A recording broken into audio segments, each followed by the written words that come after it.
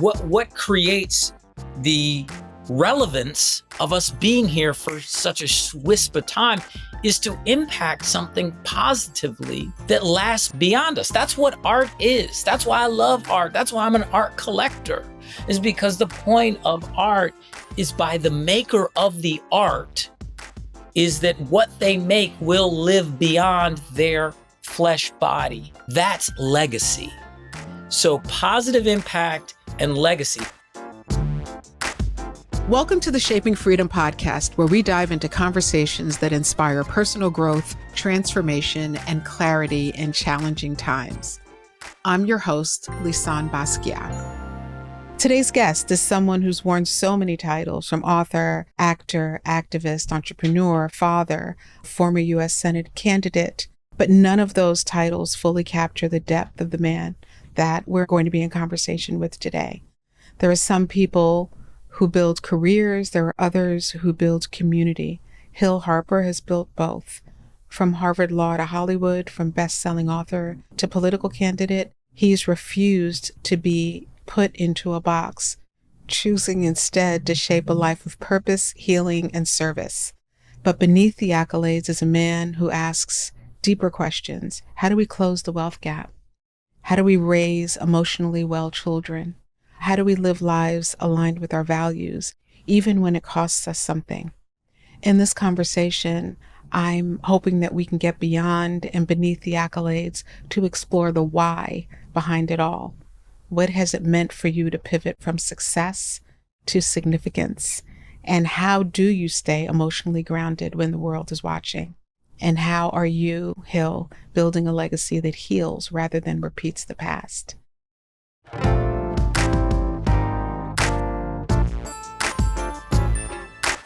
I'm so excited to have this conversation with you. I've been wanting to have this conversation with you for some time. And welcome, Hill. Thank you. Thank you. I mean, I'm nervous now. This is, we're going to go deep. Yes, I'm we like, are, okay. sir. Yes, we are. I want to have this conversation about vision and about, you and we had the pleasure of sitting on a panel discussion together at this point, I think Yes. almost 2 years ago. One of the things that I noticed about you or observed about you then was your depth and the fact that you are an actor and you're doing all these amazing things in the world, and that there's also an undercurrent to what you're doing and why you're doing it. And that's what I want to talk about with you. Okay. Yeah. I'm ready. I'm ready for that conversation. Let's do it. I want to talk, let's start first with something a little more recent. I know that you made the decision recently to step into politics. Where did that decision come from? It was a huge decision for me. And it literally came from looking at the world where we are right now. I originally became an actor because I wanted to be like Harry Belafonte or Sidney Poitier, where I truly believed that through the arts, you could positively impact social change in a scalable and measurable way. And sitting back and seeing how on our watch the world has evolved, that it's we've gotten to a point, and the viewer listener may take umbrage with what I'm about to say, but for real, we've gotten to a point where that type of scalable impact isn't available through the arts in the type of way it was before.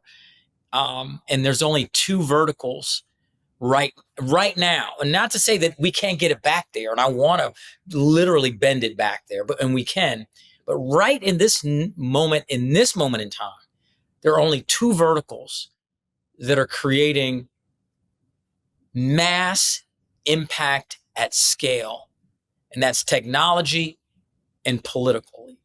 That's why you've even seen the autocrats, the billionaires move into the political vertical. And even the tech people move into the political vertical, because the ability to control those levers.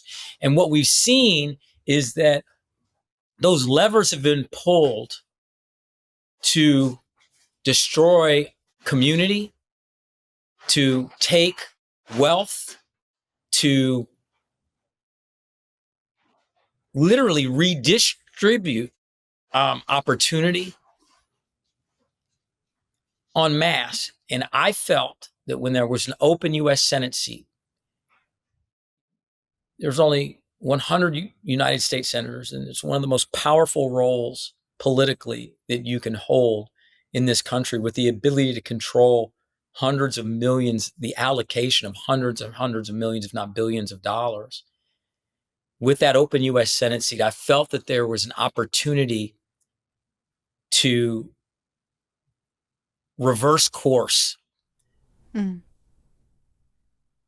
to change the trajectory that we as a country and are headed in politically. And unfortunately, everything that I talked about during my campaign has come to pass. In fact, maybe even worse. That's right. Maybe even worse. And people thought that I was, what is he saying? And they thought I was, whoa, come on, man. This stuff is not going to happen. Oh, yes, it's happened. It's happening. And in a real way. So the difficult moment is, and the difficult thing is, asking people from communities that have been beaten down and lied to so much politically, getting them to believe that their vote actually makes a difference. It's really difficult to do that.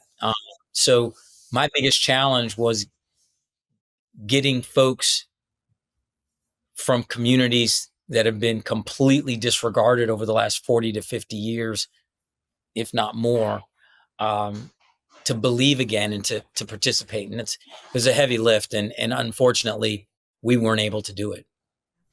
I think one of the things that I find so fascinating about you, or one of the things that I find so fascinating about you as a man and as a professional creative today, is that you graduated from Harvard. You're an actor.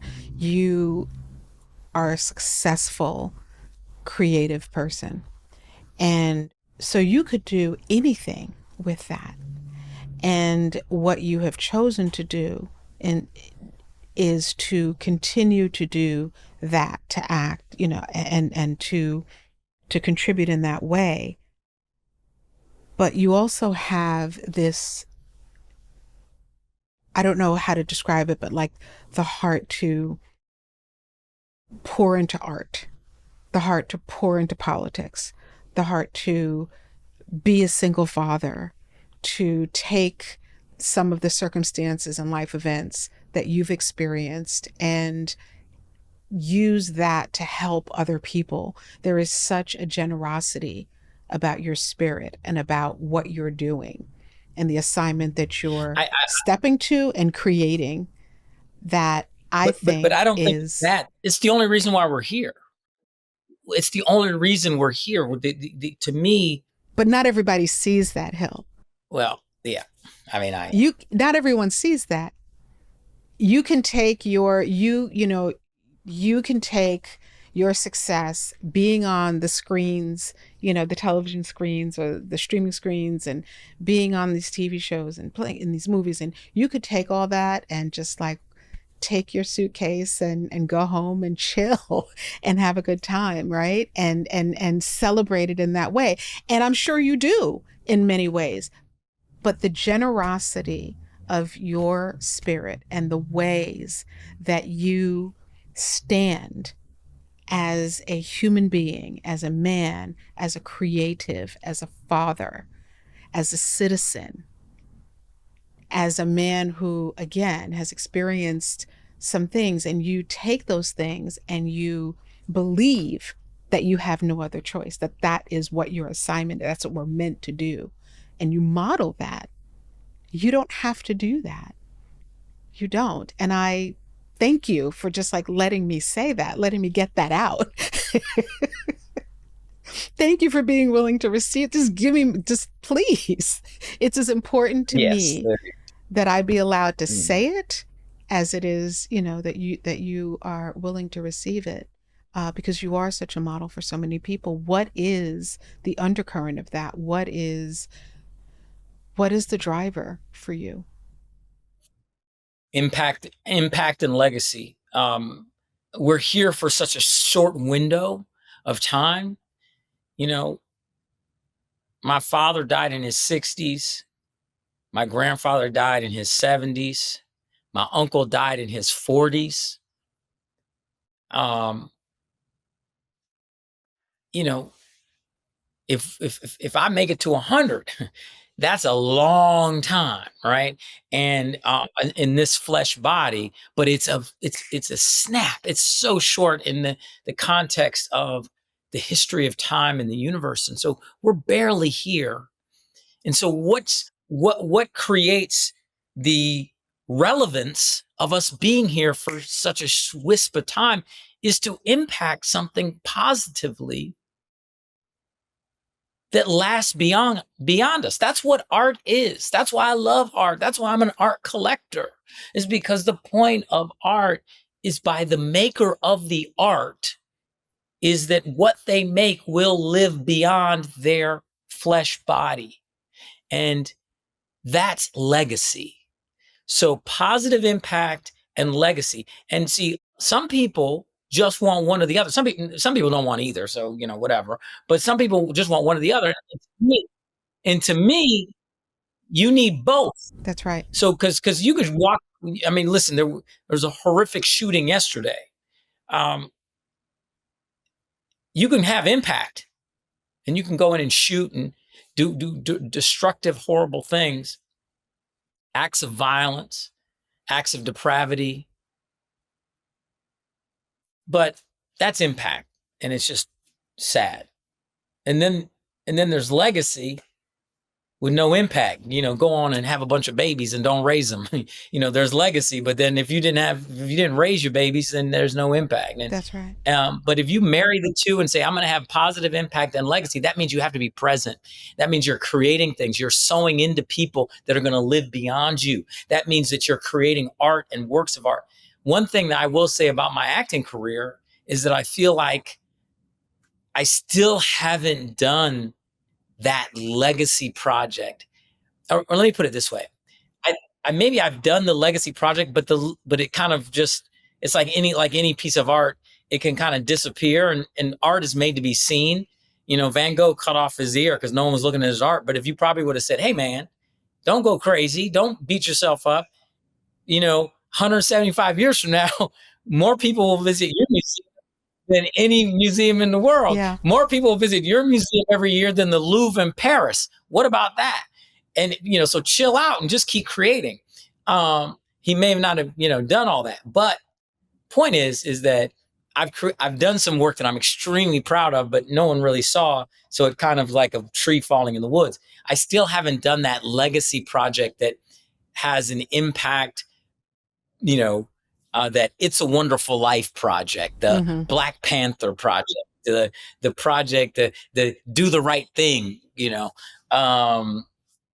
these projects that are seminal projects. So hopefully before I hang up completely the acting shoes, I'll do a legacy project at some point. If someone is listening right now to this and has this script that's been collecting dust on their shelf that is like the most amazing story, please send it to me, because that's the hardest thing to find, are these extremely well written projects, because it all starts with the writing anyway. But we digress. Actually, we don't, because I don't think we digress, because I think that that speaks to the man that you are. You want to have impact.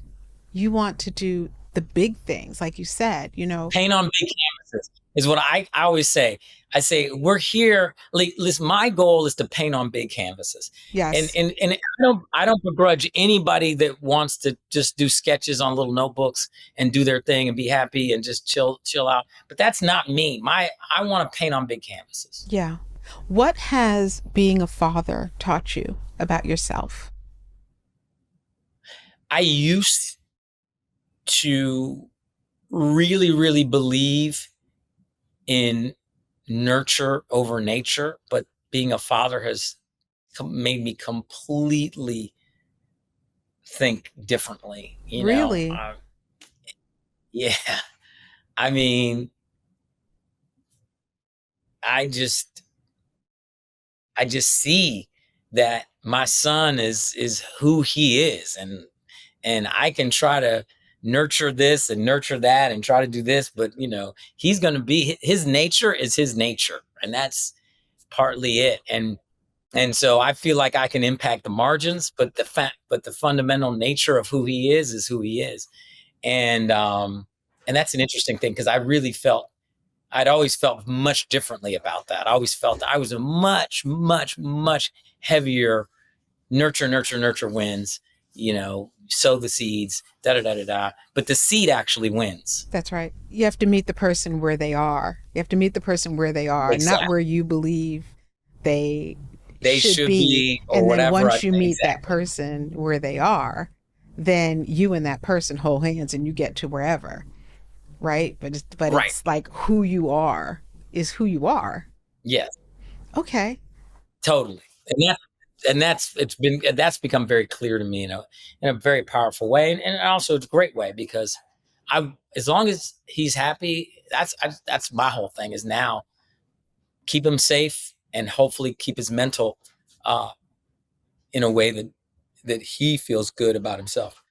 Yeah, I think I was talking to someone just not too long ago about, and I say this often, about generational wealth and how we talk so much about generational wealth and there's such a focus on it. And a lot of it is around financials and material and the right schools, the right situations, the right education, the right career path, and all of that. And that is amazing and very important. I believe that the mental and emotional legacy that we leave behind is the thing that's going to impact that person's ability to make something out of nothing or to take what we bestow and turn it into something different for them. Yes. But what's important is that emotional and mental well-being. And I think that I cannot say that enough. Totally agree. And even like digging even deeper than that is the ability to question what something is. Because you said, make something. It's like we're told what we think other people believe making something or success or whatever that is. But the idea of being confident and feeling good enough about yourself to say, hey, I'm actually going to redefine what something is. I'm not even going to go with your definition. I'm going to live in a completely different way, in a completely different plane. It's interesting.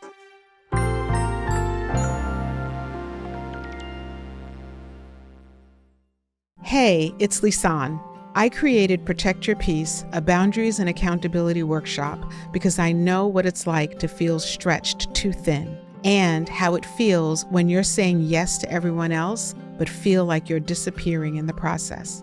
This workshop is your invitation to pause and to come back to you. In just 2 hours, you'll learn how to set boundaries that reflect your values, protect your energy, and strengthen your voice unapologetically. You'll also learn how to hold yourself accountable in a way that builds self-trust and momentum, not burnout. This is the kind of space I wish I had when I was deep in the cycle of over-responsibility and simply just doing too much. So I created it for you. Join me for Protect Your Peace, live or on demand, and walk away with tools you can use immediately to get back in alignment. Click the link in the show notes to register. You deserve to protect your peace and your power.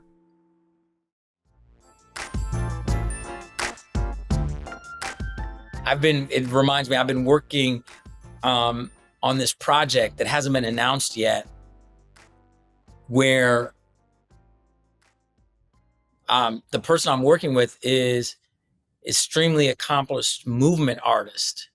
And I was fascinated by her work and the idea of going deeper into the body. And I, as an artist, is more intellectual work than body work, right? I'm not a movement artist. I'm not a dancer. Um, so I've been fascinated by this idea of how do you combine the mental depth with the exploring your body. And we're trying to come up with a seminar for a weekend, which would be a kind of a retreat where you would, maybe there's 50 people at the retreat and it's a 2-day seminar. And we've been sort of mapping out what that's going to be. And I'm really interested and excited about it because it's sort of trying to break the idea of what the something is. It's interesting.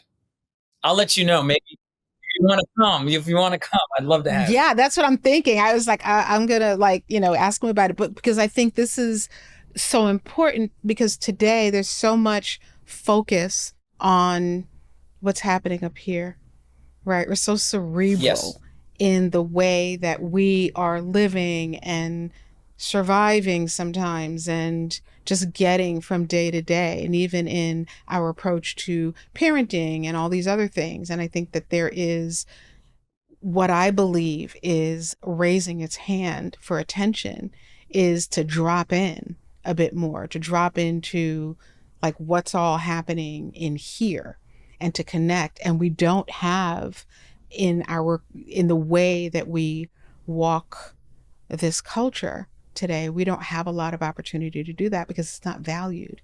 And so the more opportunities that we have, like the one that you'll announce eventually, to lean into that, to step into that, and to move in that way, I think the better off we all are, because we're all up here and our heads are getting ready to explode. It's too much. Yeah, it's true. And all the relationship through technology is cerebral. Exactly. It's That's my not point. about depth into our bodies at all.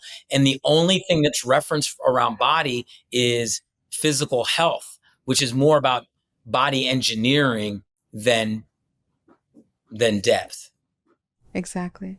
Was it always your intention to act and to do the things that you're doing today, or how did you get to be Hill Harper? Like how did, and not the whole like, I was born in a, whatever. I don't mean that, but what was the trajectory for you?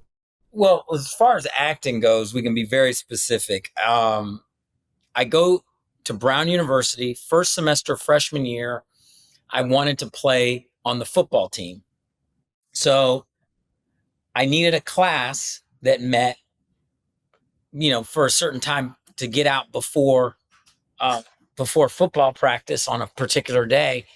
And the good thing about Brown is it was very open curriculum, no general ed requirements. The course catalog is fully open. And I'd always been curious about acting, performing, etc. And good old Spice has come to say hello. I might as well put him Hi, up here. puppy. Hello, puppy. He's a little scared. He gets a little scared. He comes over. Hi. Um, and so I take this class, Voice for the Actor Shakespeare, Theater Arts 21, taught by Professor Barbara Tenenbaum. And she was just, she was a great professor. It's a wonderful class. I loved it. I just enjoyed it. I wasn't thinking at the time, oh, I'm going to become a professional actor. This is going to be my career. I just loved it. So I took another class and I loved it. Took another class and I loved it. So I was like, wow, I really love this. This thing, yeah. This thing. And so I decided I was going to go to grad school. I won a fellowship to study public policy because I was interested in government, impact of government and public policy. So I won an Alfred P. Sloan Fellowship to study public policy. So I applied to do a joint degree at Harvard Law School and the Harvard's Kennedy School of Government to do a JD MPA program. So I did that, and I joined a repertory company in Boston called the Black Folks Theater Company of Boston, where I could do small little plays in theater while I was in grad school. Continued to love it. Got more and more into it. By my second year in grad school, I was going down to New York to audition for things, thinking about, okay, maybe there's a way I could do this professionally. I started doing some more acting and some television stuff in Boston my last 2 years of grad school. And by the time I finished grad school, I was like, love this and enjoy this so much. I'm going to be a professional actor. And you said, I'm going to be a professional actor. And then you just became one? And I took a job waiting tables from 11 at night to 7 in the morning. So I could be available during the day to do auditions and go to acting class in the evening. And, I'd be fighting rush hour traffic home at 7 a.m., smelling like burgers and fries, and take a shower, go to bed, sleep till like noon or 1, and get up and pound the pavement, and then go to acting class at around 7, get out of acting class around 9:30, take a nap from like 10 to 10:30, 9:45 to 10:30, and then go to work at 11 nights, 7 in the morning. Some of the best people I've ever met in my life were people I worked with at that diner, a 24-hour diner, and some were writers, some were just that was just their job. The busboys nicknamed me Zapato, which means shoe, obviously in Spanish, because they like after the we get a big rush after the 2 a.m. clubs let out, and we'd have a rush from like 2 a.m. to 4 a.m. or 5, and after that they wanted to clean the mats, and I was like sitting there reading scripts or doing whatever I was doing. They'd be like, Zapato, like move your feet, know? And so because I was standing on the mats, so they called me Zapato. You know what's really interesting about this conversation? So there's something happening. I'm being told not to worry about it, right?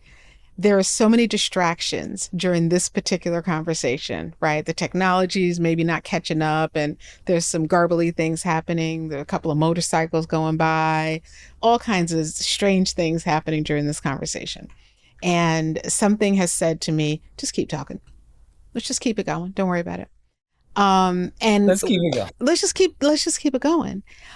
Because it kind of mimics what happens in life, right? There's so much noise. There's so many things going on. Yes. Right? And there's things I want to talk to you about. Okay. I want to flip the script.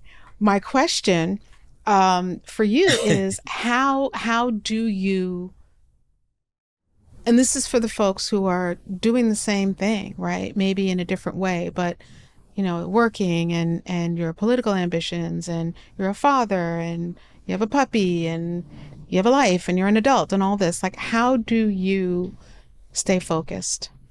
How do you stay focused, Hill, on a day-to-day basis with all the crisis that's going on in the world? Well, I full transparency, I probably have ADD, ADHD, blah, blah, blah, DDD.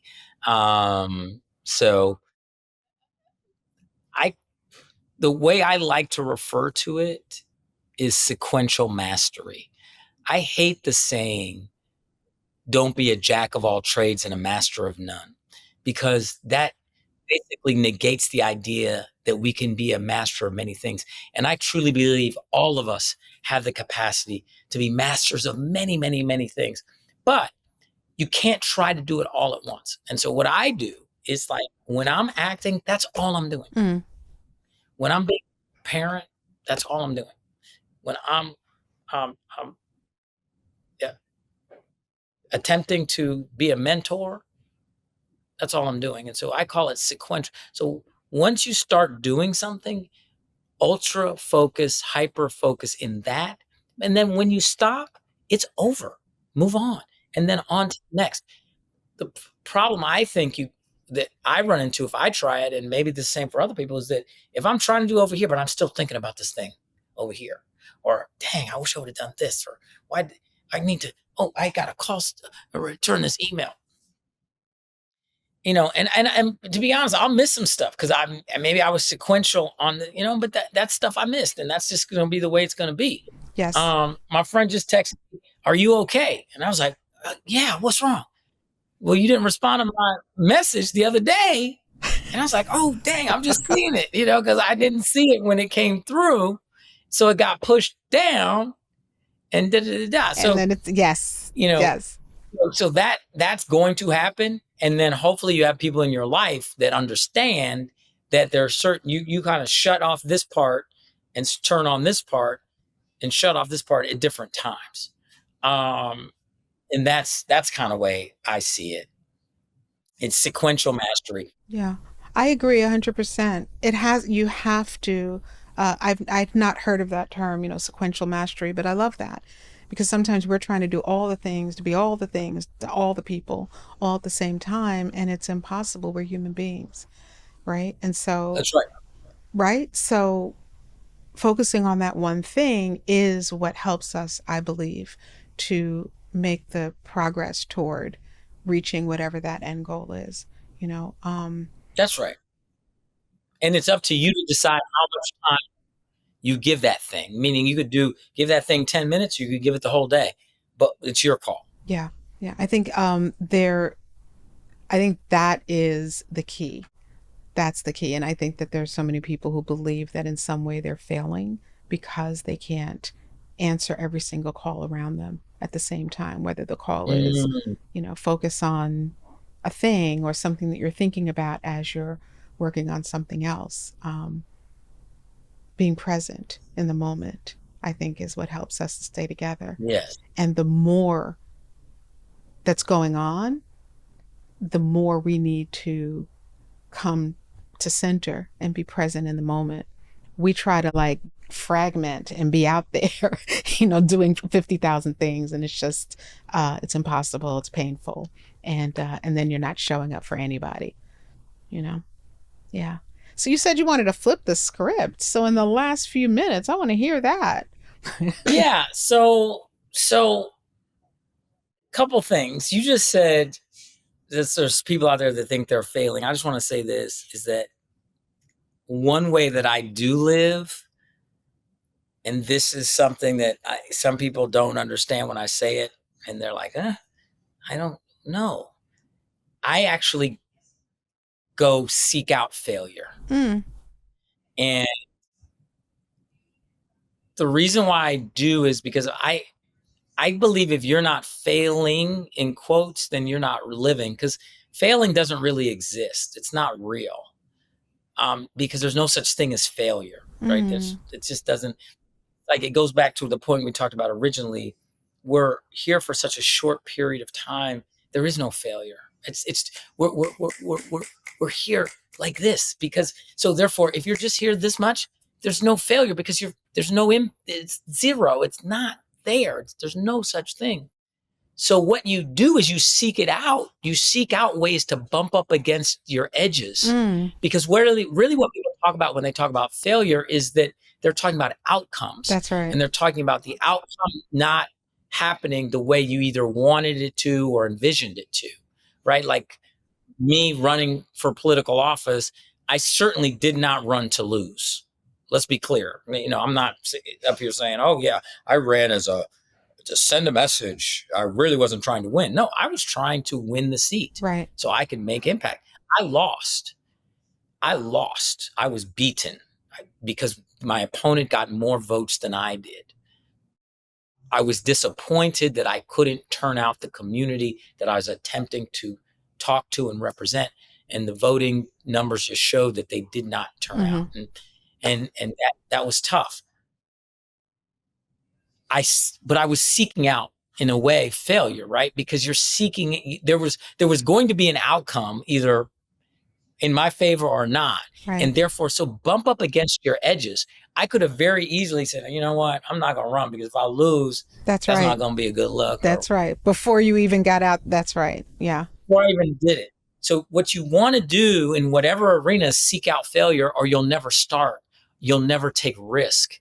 And taking risk is such a big part of living. I've been thinking about this, to be really completely honest. I've been thinking about this from my relationship life. I've never, at this point, taken the risk yet to get married.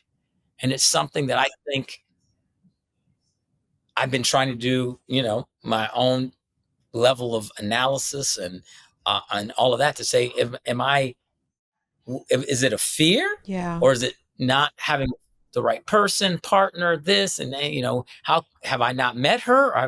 Or have I met her 30 times? You know what I'm saying? And I didn't do it. Right. And so, that's an area where I really have to analyze, have I been willing to let myself fail in that area? And it seems to me the answer is no. So therefore I need to do that. And in other words, this is stuff that comes up for me. And so I'm not saying it's from some on high places. Everyone else needs to take risk, but I'm not going to. I attempt to identify the areas of my life where I haven't sought out failure and to seek it out. Right. That's an interesting, because when you said you were seeking out failure, I was like, well, what is he going to say next? That's interesting. But it's being willing to take that risk, being willing to do things that you've not yet mastered so that you can have your next situation. You can start at from a further place. But if you're never willing to take that step, then you don't know whether or not you are able to win a seat on the Senate. You don't know, right? But you've done it. And if you were to choose to do something, the same thing or something different, you've learned so much that you can now bring into that next experience. And you are knocking these things out, like you, Hill Harper, actor, author, Black Wall Street, father, now you're going to figure out the marriage thing, I guess. You started a museum. I mean, all of these different things. I think that what you model is just this willingness to live, willingness to be alive until you're not. I wanted to surprise you by bringing on a work that I collected from Jean-Michel. Well, I didn't collect from Jean-Michel, but I collected from, I bought from a collector, and I was going to bring it on and do show and tell, but I'm not where it is. So I didn't have access to it. My heart's pounding. Come on now. But I wanted to do it. It's, I couldn't have, I've always, so first of all, collecting that work is completely against how I collect. Meaning, let me just say this. I've built my whole collection is collecting living artists. Right. And all African-American contemporary artists that are still alive at time of collection. Because I believe everyone needs to have kind of their frame or lane of how they collect or what they like to do. I love getting to know the artist. I love going to the studio. And I love the fact that if I'm collecting their art, it's supporting more of their art. That's right. God bless, Romare Beard, and, I love you, but that's not really what I'm collecting, right? So it's nothing against people who do, that they've built collections of catlets and Beardens and, all sorts of things. So, but there's my heart and respect for Jean-Michel Basquiat's work and what it represents, and also a regret that I could have been, I'm old enough could have been in New York City as a young guy at the time when he was there, and because I ended up coming a few years later and collecting art from, there was a brother who used to be on the streets near NYU all the time that would use ink on like styrofoam, and his name was Jabolo. You must have seen Jabolo at some point because he was everywhere. And I collected some Jabolos, and you can actually go online now and buy some Jabolos. He was all over the place selling his styrofoam for $25. Wow. But I had, I have such an affinity for that time because I do believe there was, an era in New York that started a little bit too early for me. It started in like around 77 with Max's Kansas City, Lou Reed, Patti Smith, the first season of Saturday Night Live, Andy Warhol, and that that continued. So you had literally the invention of hip hop and rap, punk rock, really interesting avant-garde artistry, contemporary artistry with Keith Haring and Mapplethorpe and Warhol, Basquiat. There was just this art and consciousness and explosion happening in New York. That's right. And so when there was an opportunity to purchase a work, it's very simple work. It has like a line and a thing, and it says, it's like got a little outline of popcorn, and it says, I can't. It's been a while since I've even seen it because it's in storage. But Mm-hmm. it's like cotton. It says something about cotton, and Okay. Origin of cotton, does it say? Origin of cotton. Yes, but then I think there's and then I purchased a Rashid Johnson work where he took all of these cotton seeds and put them all over the work. This is from years ago, and I was in my fantasy world was going to put the cotton piece and the Rashid Johnson piece next to each other. Rashid Johnson is really big, and the Jean-Michel piece is like tiny. It's like this big, and it's just black and white sketch. And I was going to put them next to each other and talk about how cotton has played a role, obviously, in our lives, but also in contemporary art, blah, blah, blah.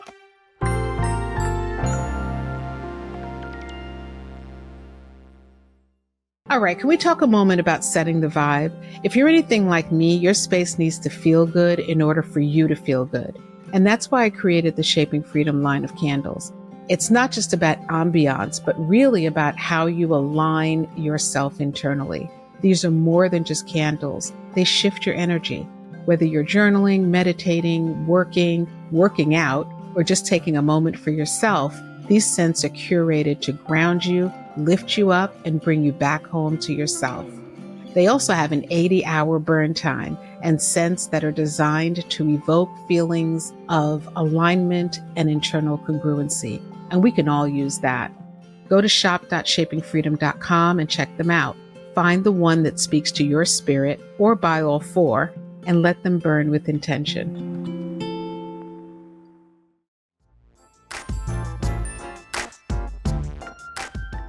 But so all that's to say is, the question I have for you is, given your family legacy and how you are continuing that legacy, what does depth mean to you and impact mean to you? And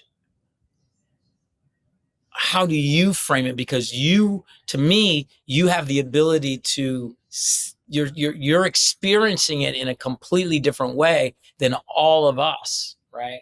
So your relationship to impact and legacy is different, because it's there in, every time you turn a corner and you see some artist who's basically doing some, not so good imitation of work that's been inspired by, or a great version or something, or you see a Meritu piece or whoever, it doesn't matter. We can name anybody, but your relationship to legacy is different, and I'd love to hear about it.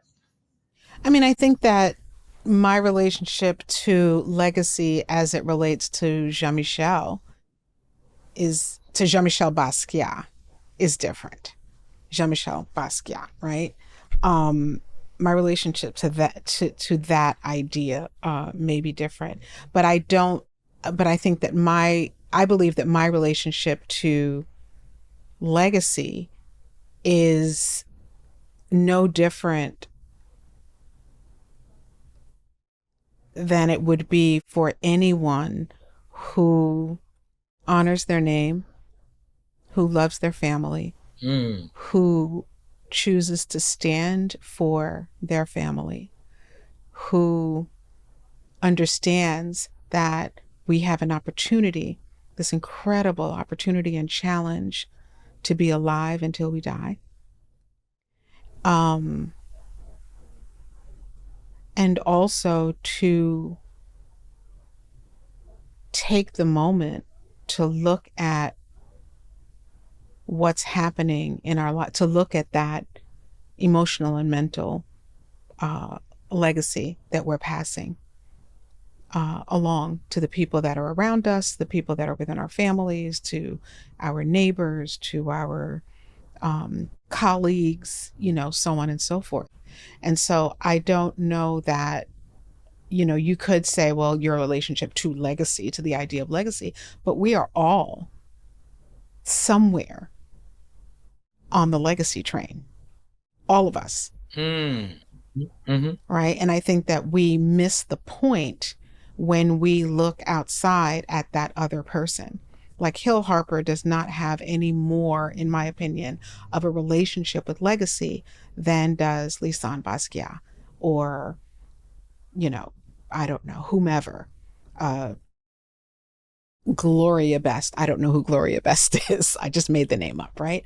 We all have a relationship to legacy. It's what are you doing to first acknowledge the fact that you're part of legacy, and how are you moving the needle forward, not by looking at what the other folks who are in the tribe are doing, but at what you're doing and how you're contributing Yes. to the legacy of your name, of your family, of your tribe, of your block, of your building, of your neighborhood, your school, your workplace, your country, right? I think that's the question for each one of us. Now, in terms of the legacy as it relates to Jean-Michel Basquiat, which is, kind of the macro,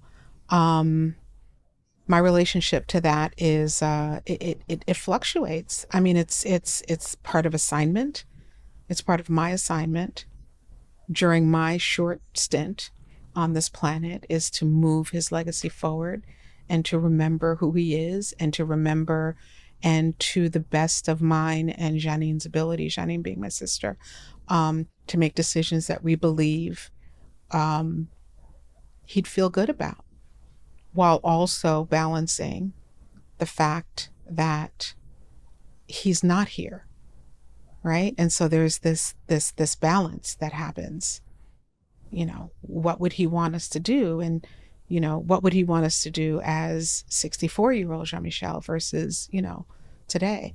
But I just don't want people to lose sight of their ability to have impact right now, right now in their own lives. I think we spend a lot of time looking at outside and trying to find people or situations that we, I think what I would love is if there's something about what our family is doing that feels right, take that and bring that into your own family. Do the work.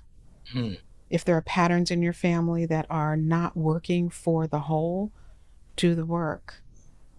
If there's someone in your family who needs to be honored, honor them, have their back, look out for them. For me, there is my father, my mother, and my brother, and my grandparents. Those are the people in my family who have died. It includes Jean-Michel Basquiat. But I think that could help a lot of what's going on right now in the world. Agreed. I don't think you would know this, but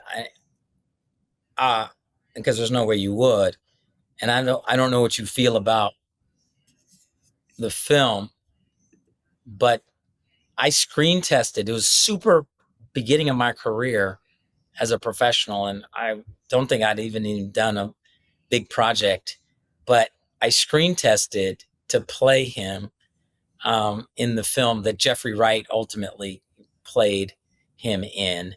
And I wanted that role so bad, but I don't think, I would have loved to have done it. Let me just put it that way. But I think the studio or whoever felt that I was too new for that. Jeffrey was pretty new at that time. Who would have thought? Who would have thought? Like, that film came out, and not to go down to a tangent because I'm trying to be respectful of your time, but who would have thought, that film, and there were, some thoughts around it, and I won't go too deep into it right now, but it's challenging to have someone decide to portray your brother, right? Not the big Jean-Michel Basquiat, but your brother. And people tell the story that they want to tell about your life. Mm-hmm. Right? And not good or bad. In this case, there were some things where I'm like, come on now. But people tell the story that, if allowed, people tell the story that they choose to tell about your life. And so that is true of a movie, but it can also be true of the interactions that people have on a day-to-day basis with, cousin Bob, right? There's something to owning your own story. There's something to creating your own story and to owning your own story. And just so I complete the thought, who would have known that that film would have helped to share the good word about Jean-Michel Basquiat? Yes. And, you wouldn't know this, but I invested in a hotel in New Orleans, and I love New Orleans. And Jean-Michel did a trip to New Orleans, and there was a director that I worked with who was on that trip with him. And I found out about the footage, and I think I mentioned this to you last time I saw you, about the footage that he had. And I approached him. I said, what are you going to do with that? I would love to participate in a documentary and introduce you to Lisane, who I met. And, but he showed me some of the footage on his computer, and he's just, I don't know what his thoughts are, but it's just sitting there.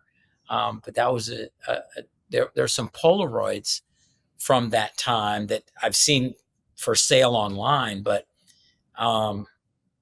yeah, there's stories out there to tell that in terms of travel and touching folks and all of that. So anything I can do to help in whatever way, please let me know. And I'd love to stay engaged, however and whatever. The next time I'm going to surprise you with this art. I'm going to show up. I'm going to show up in the studio with this work of art. You love the surprises. The last time when we were on that panel together, you'd had a little surprise that day too. Now it's a pattern. I love surprises. You love surprises. I want to say this. I know how very, very busy you are, and I appreciate so much your generosity, of your time, of your spirit, of your talents, of whatever it is that you get inspired by that you then choose to turn into something to go fail at, right? Yeah. And it doesn't go unnoticed. It doesn't go unnoticed. And I remember when I was looking online and I started to see the momentum build, as you were on your campaign. I was like, go ahead on. Okay. I love that. Like, go ahead, right? And so I just want to say that one of the things, if I didn't say this earlier, that you model, and I see this in everything that you do, is you are building a legacy. And I don't know this for a fact, but it doesn't seem like it's not the performance in it. It's how fully you're choosing to live. And I think that if there's nothing else that a person listening or watching this conversation gets from this, what I would love for anyone watching or listening to get from this is a man who models living, doing a lot of things, doing whatever you decide to do, creating things, creating movements, and pouring into the community. And that's what we need. There's so much. You talked in the beginning, I'm not going to go down that tangent, but you talked about, like, if you're going to be a dad, show up and be that dad, right? Yeah. Do something to contribute. And I love that you're standing in that, in all of it. And if you have an intuition to take an action, you were gifted that intuition for a reason. That's right. Go for it. That's right. Come on, Spice. That's right. I mean, Spice feels the same way. Spice is like, I want to be on the camera. So you know what? Pick me up. Spice keeps coming. Hill, thank you so very much. I do have one question. Before we close out. How can we support you, sir? Besides, if you have an incredible script. Okay. Yes. Hill Harper. If you have an incredible script, yes. Has something he wants to pour into. He wants to do something that is substantial, something that is going to something meaningful. If you have that script. Yes. And how else can we support if you have that? And other ways, check out my Instagram. It's just @HillHarper and follow, because there's usually when I'm doing something, I post about it and I'll put it in there, and there's ways that people can participate. For instance, just did a huge back to school drive in Detroit for families in need in a space that we're turning into Opportunity Roasters, which is going to be a workforce development and training program for baristas, young people learning how to do latte art and cafe work. If you can become a good barista, you can work anywhere in the world. And it takes like 2 weeks to become a decent, good barista, right? And then you refine it as you work. And so, it's called Opportunity Roasters. I'm excited about that. We're going to definitely need help once we launch that, because the more young people we can get through training, the better. And it's going to be basically, we've got to pay for each person. So I'm excited about that. That's going to be in Detroit in a place called the Durfee Innovation Society, which was an old middle school called Durfee that shut down on Detroit's west side. And in the museum, I'm working on, a master plan for this museum to house my art collection and other art and have artists in residence. This is in Detroit as well. So there's a lot going on in Detroit that I'm going to need folks' help with, because in many ways Detroit has been ignored, and the communities are hurting. The communities are definitely hurting. And you're doing something to help, which is more than not the observation. It's observation and then action. And so, yes. Again, one good thing that you do that gives people a lot of different ways to participate, to contribute, to help support, is that you keep things up to date. So follow Hill Harper. If there's some place where you feel it in your heart to participate or contribute, please do that. Hill, thank you so much. Thank you. Thank you. Such a wonderful conversation. Thank you.